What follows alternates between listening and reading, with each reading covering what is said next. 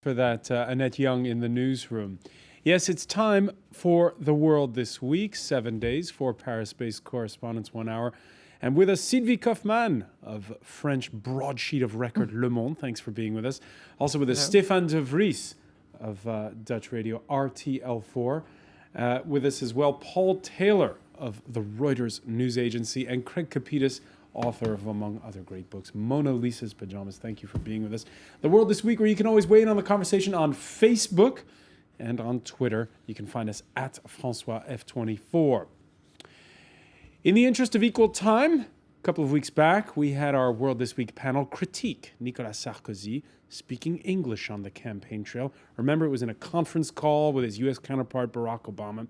Well, it's time for his socialist challenger in the May 6th presidential election runoff. Ladies and gentlemen, François Hollande. Can you tell us if it's better than Nicolas Sarkozy? Yes, my English is better. But I want to speak French. It's my purpose. He says his English is better. Paul Taylor, your thoughts? I think he won't be using it a lot in the next 5 years. If he's elected, I suspect that he will stick with the French tradition of speaking his own language in public. Speaking his own language in public, but has the taboo a little bit been lifted on that by Sylvie Kaufmann? It was a big shock to the system when Jacques Chirac recounted his days at Harvard in English just after he was elected. Can we expect French presidents to speak more English in the future? I hope so. I think the taboo has indeed been lifted. The problem is that many of them are not fluent. I mean, actually, Jacques Chirac was doing quite a good job, I think. But Nicolas Sarkozy, I think, really didn't feel comfortable at all speaking English. Even though I think he does speak a little, some English, yes. He does. Yeah. And François Hollande, I must say, I don't know, but if he does, I think he will after a while, even though he says he doesn't want to, but My recollection of Jacques Chirac, who spoke really quite decent English, was he once gave an interview early in his mandate with CNN, with Larry King, and he was sent up mercilessly by French comics, in particular, I think Les Guignols de l'Info. And it was such a sort of public relations disaster for him, even though, in fact, he spoke quite decent English, that he vowed never to do it again. And from then on, always spoke French, even when, interviewers would try to lure him onto the ice to get him to speak English. So I think François Hollande will be cautious about that. But what's clear is when you see François Hollande, and we really saw this week, he's already acting presidential. He is playing the part. And the extraordinary thing, which I don't begin to understand, is that Nicolas Sarkozy has sort of abandoned the presidential mantle and is running around the country as the challenger, like a Duracell bunny on steroids, trying to create division, trying to create anger and surf on the anger which he feels among these people who voted for the far right, for Marine Le Pen. And the more he does that and the more serene François Hollande looks, it seems to me the more the game may be over and François Hollande may already sort of, in people's minds, be in the Élysée. All right, Paul Taylor there, writing that political obituary 9 days ahead of the vote. But let's listen to Nicolas Sarkozy. He had, as Paul was saying, the option, court the center or the far right, but with 6.4 million voters choosing Marine Le Pen's National Front in the first round, the incumbent tacking that way, like Tuesday, in the Paris suburb of Longjumeau. I don't talk to the right wing. I don't talk to the centre. I don't talk to the left wing, as Mr. Hollande says. I talk to the people of France. I talk to everybody without discrimination. Because I want to convince each person. And I can test the idea that me, the European, I wouldn't be allowed to say that enough is enough, that we don't want any more of a sieve like Europe, especially because I'm European, not because I refuse Europe. A sieve like Europe. Stéphane de Vries, you surprised by this rhetoric? No, not surprised. I mean, he was trying to woo the electorate of the Front National for many months already, and the huge success of Marine Le Pen shows that he didn't succeed in doing so. And Well, it has been said already many times. The electorate prefer the original to the copy, whereas Nicolas Sarkozy here is clearly the copy. But I'm surprised by the violence, actually, and it's like Paul already mentioned that he's very aggressive this week. He's playing the underdog. He's blaming the media. He's blaming the journalists. He's blaming all the people like us who are talking about him all the time on television. So he's playing the blame game and positioning himself as a victim, and in a very nasty way. Craig Capitas? Well, François Hollande doesn't need to improve his English, but what he needs to do is start improving his knowledge of economics, principally by reading English language books on economics, because French language books on We'll get to the economics in a moment. No, it's. I know you're raring to go on that No, topic. I'm not ready. But let's Okay. let's first talk about this issue of the far right, though. There's a malaise in France.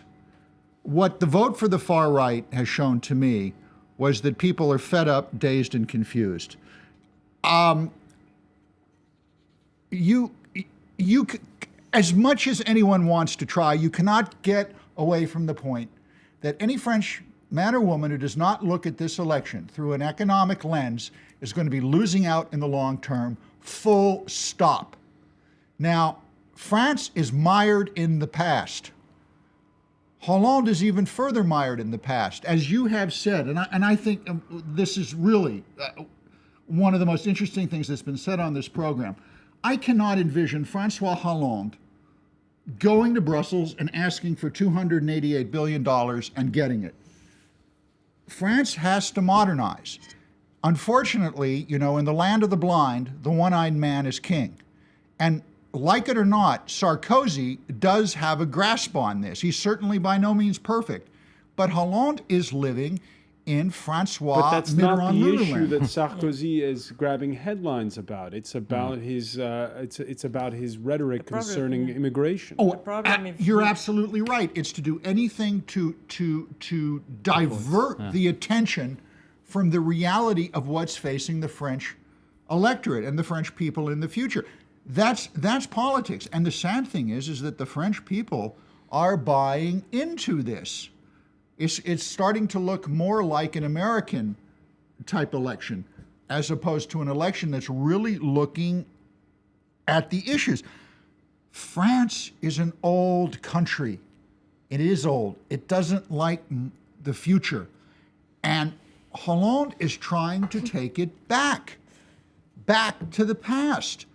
France is in debt up to its eyeballs, and no one is going to buy French bonds. No outside investment is going to come into this country. You are going to have capital flight if the socialists get in power and do what they say in their manifestos that they're going to do. And as far as I'm concerned, the far right and the far left are nothing but red herrings in the debate. Red herrings, but it's the president of the Republic in this instance who is making these statements. Well, when you're talking about when you're saying that Sarkozy has does have a grasp on this issue of modernization and looking, it may have been true. The problem is that he's not showing it now. And since the first round, who is talking to the past? He is much more than François Hollande. So there is indeed this element in what you describe of the France in denial that was the now famous cover story of The Economist a couple of weeks ago.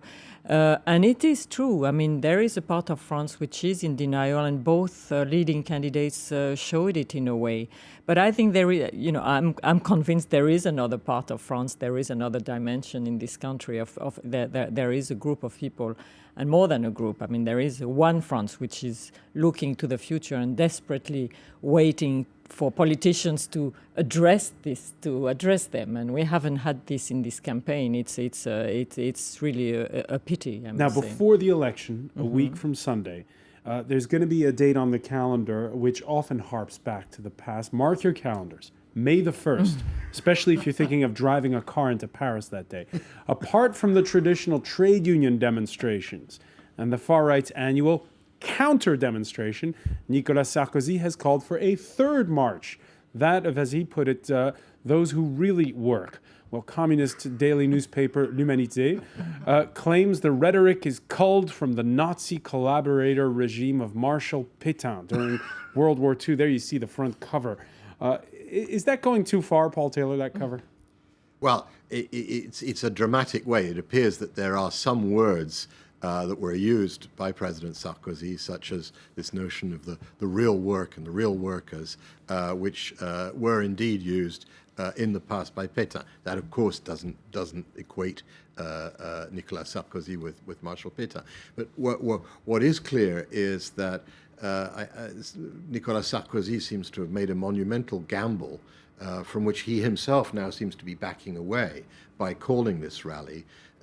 He's run, again, as part of his divisiveness in this campaign, he's used every pit stop on the way to attack the trade unions and to attack all of the sort of those intermediate bodies in society that are somewhere between the leader and the people. He's been the candidate of the people against the elites, as if he wasn't part of the elite himself. He's tried to divide France between real, those who do real work and those who are the assisted, who are understood to be welfare scroungers, even though under his time in office, unemployment has substantially increased. And is that 35%. because there are more scroungers, or is it because there are fewer jobs? So he's done this whole divisiveness number, and May the 1st is just another of these things, and I suspect it will be rather inconclusive. And by the way, François Hollande on Breakfast Radio this Friday ran off a list of areas where he actually agrees with Sarkozy.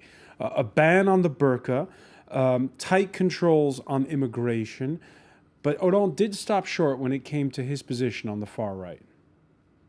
I called on voters to back Jacques Chirac as opposed to Jean-Marie Le Pen. I will do the same if it comes to it. I do not make distinctions between Republicans, but I do make distinctions between the Republicans and those who fight against the values of the Republic. Republicans, in this instance, citizens of the Republic. The left is also fishing for those far-right votes. Yeah, it's quite disgusting, actually, I think.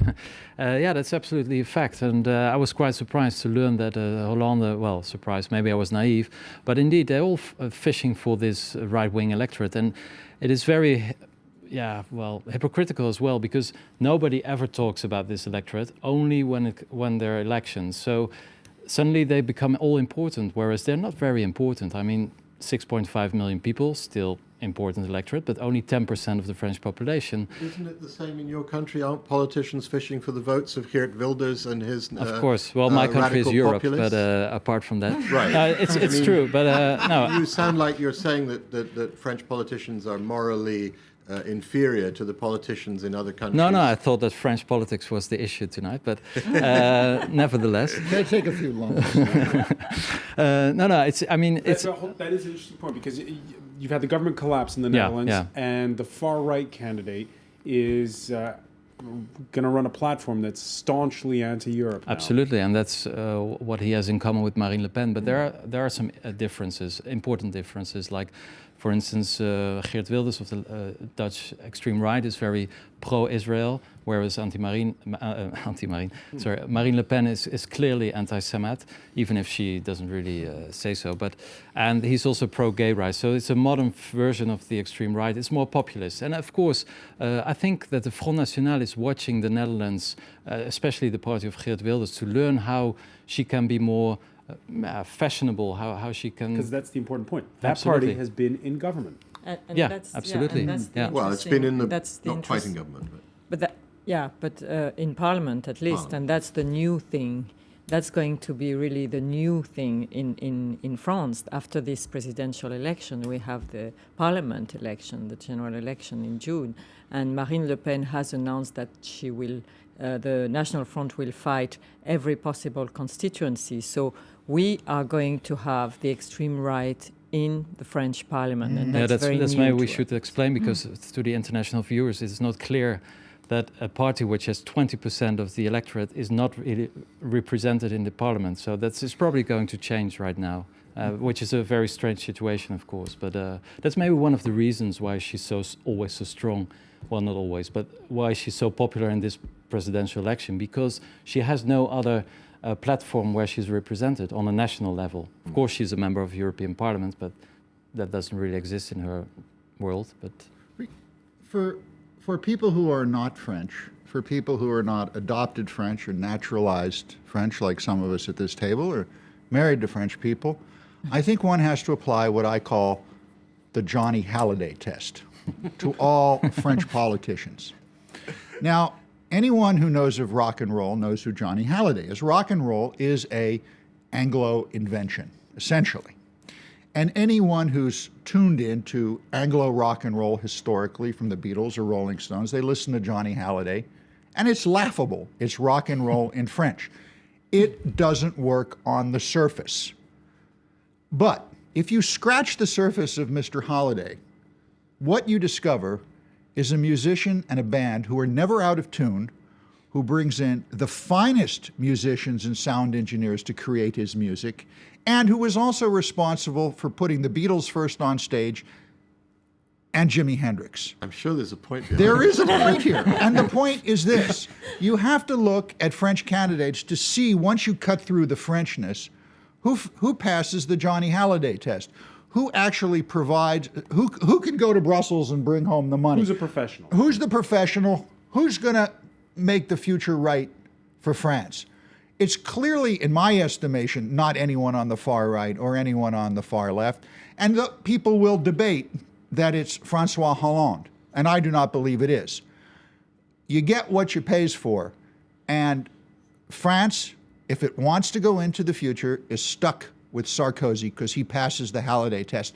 And the tragedy of it is that in these years that he's been president, the left has been unable to come up with a candidate who can really capture the public's imagination. And you're saying that Hollande hasn't. As promised, Craig, you'll get a chance to pick up on that point when we return. And also, in part 2 of The World This Week, we'll be taking a look at how Rupert Murdoch turned the tables on Britain's Prime Minister.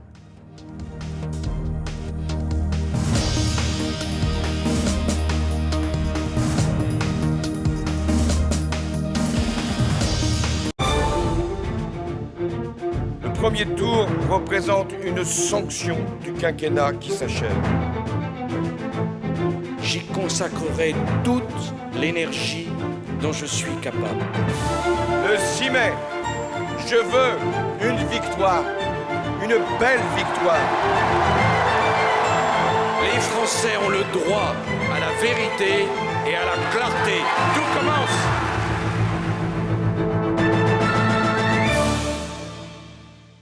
Follow all the events as they happen on France 24.